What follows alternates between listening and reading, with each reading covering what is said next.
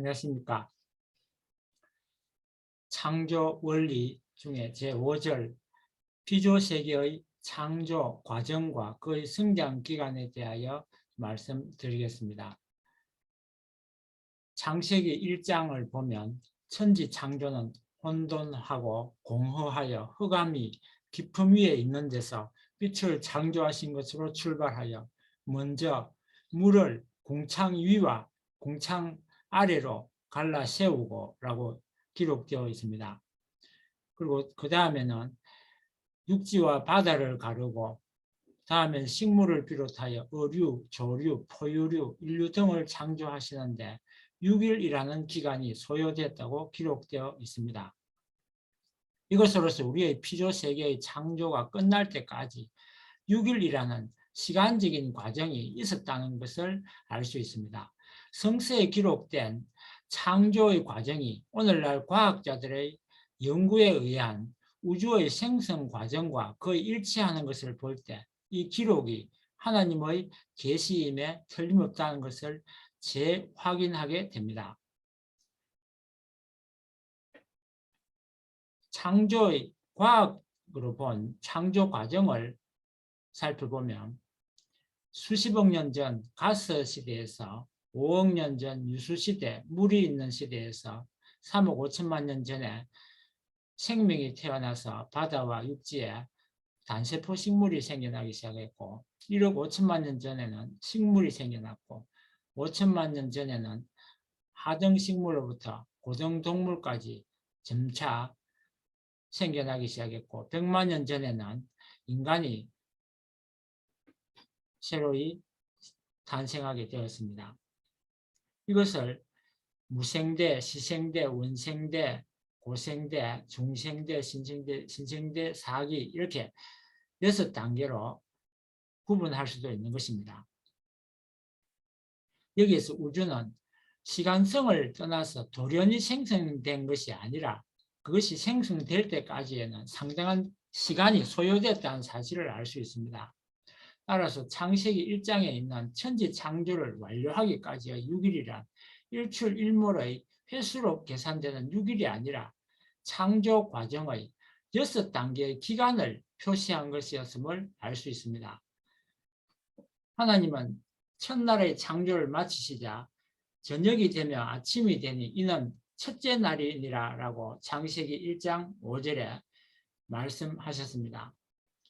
저녁으로부터 밤을 지나고 아침을 맞이하게 되면 둘째 날인데 첫째 날이라고 한 것은 피조물이 밤이라는 성장 기간을 지나 아침이 되어서 완성한 후에야 창조 이상을 실현하기 위한 첫 출발을 하게 되기 때문입니다. 이처럼 피조세계에서 일어나는 모든 현상은 반드시 어느 만큼의 시간이 경과한 후에야 그 결과를 가져오게 되는 것입니다. 이것은 피조물이 창조될 때 일정한 성장 기간을 거쳐서 완성되도록 창조되었기 때문입니다. 피조세계는 하나님의 본 성상과 본 형상이 수리적인 원칙에 의하여 실제적으로 전개된 것입니다. 하나님은 수리성을 가지고 계시는데 절대자이면서 상대적인 이성성상의 중화적 존재이기 때문에 삼수적인 존재이십니다. 따라서 하나님을 닮아난 피조물은 그 존재의 양상이나 그 운동이나 또는 그 성장 기간 등이 모두 삼수 과정을 통하여 나타나게 됩니다. 그러므로 모든 피조물이 완성됨에 있어서도 그의 성장 기간은 소생기, 장성기, 완성기의 질서적 3단계를 거쳐서야 완성되는 것입니다. 자연계에서 삼수로 나타나고 있는 예를 들어보면 자연계는 광물, 식물, 동물로 되어 있고 물질은 기체, 액체, 고체의 삼상을 보여주고 있습니다. 식물은 뿌리와 줄기와 잎의 세 부분으로 이루어져 있고 동물은 머리와 몸과 사지의 세 부분으로 되어 있습니다.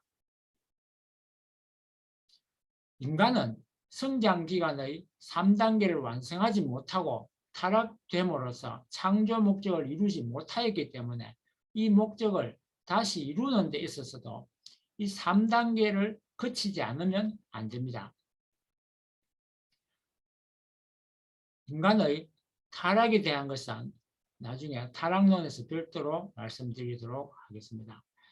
그러면 인간 시조는 언제 타락되었던가 하는 것을 살펴보겠습니다. 그들은 성장 기간, 즉 미완성기에서 타락되었던 것입니다.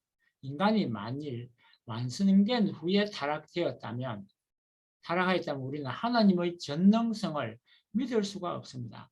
만일 인간이 선의 완성체가 되어가지고 타락하였다면 선 자체도 불완전한 것이 되는 것이요.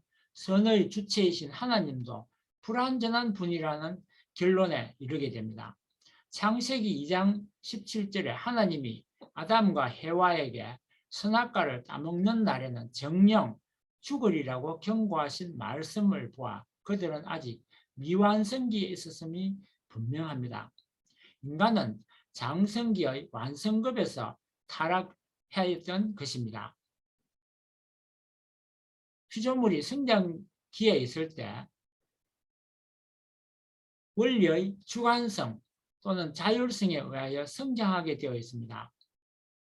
따라서 하나님은 원리의 주관자로 계시면서 피조물이 원리에 의하여 성장하는 결과만을 보아서 간접 주관을 하심으로 이 기간을 하나님의 간접 주관권 또는 원리 결과 주관권이라고 합니다.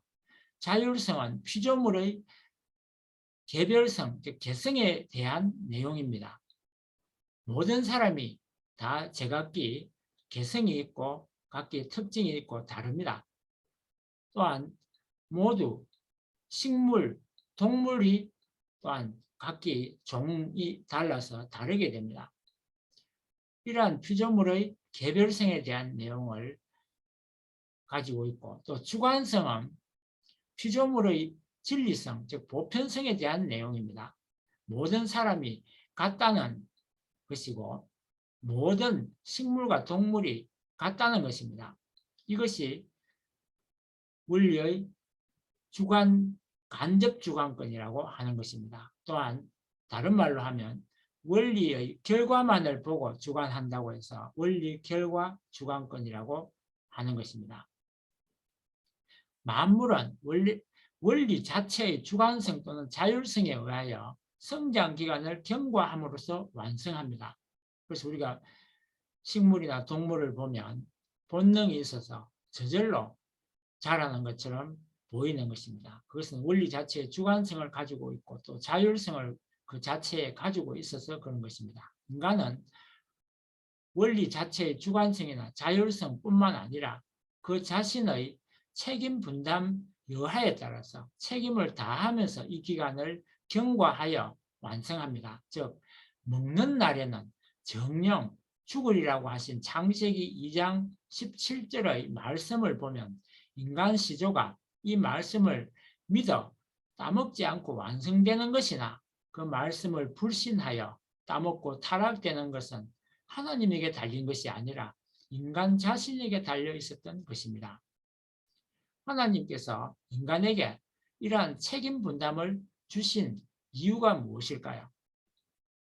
하나님께서 인간이 그 자신의 책임 분담을 완수하였으만 완성되도록 창조하신 것은 인간이 하나님도 간섭할 수 없는 책임 분담을 완수함으로써 하나님의 창조성까지도 담게 하여 하나님의 창조의 위협에 가담케 함으로써 창조주 하나님이 인간을 주관하시듯이 인간도 창조주의 입장에서 만물을 주관할 수 있는 주인의 권한을 가지도록 하기 위함이었습니다. 이것이 인간이 만물과 다른 점이며 바로 이 점 때문에 인간은 만물을 주관할 자격을 가지는 것입니다. 다음은 직접 주관권에 대해서 말씀을 드리고 마치도록 하겠습니다. 직접 주관권이란 어떠한 것인가 하는 것을 말씀드리겠습니다. 하나님을 중심하고 어떠한 주체와 대상이 합성일체화하여 사위 기대를 조성함으로써 하나님과 심정의 일체를 이루어 가지고 주체의 뜻대로 사랑과 미를 주고받아 선의 목적을 이루는 것을 바로 직접 주관이라고 합니다. 즉, 직접 주관권은 곧 완성권을 의미한다고 할 수 있습니다. 이상 오늘 창조 과정과 성장 기간에 대해서는 여기서 말씀을 마치고 다음 시간에는 유형 실체 세계에 대하여 인간을 중심한 유형 실체 세계에 대해서 말씀을 올리도록 하겠습니다. 끝까지 들어주셔서 감사합니다.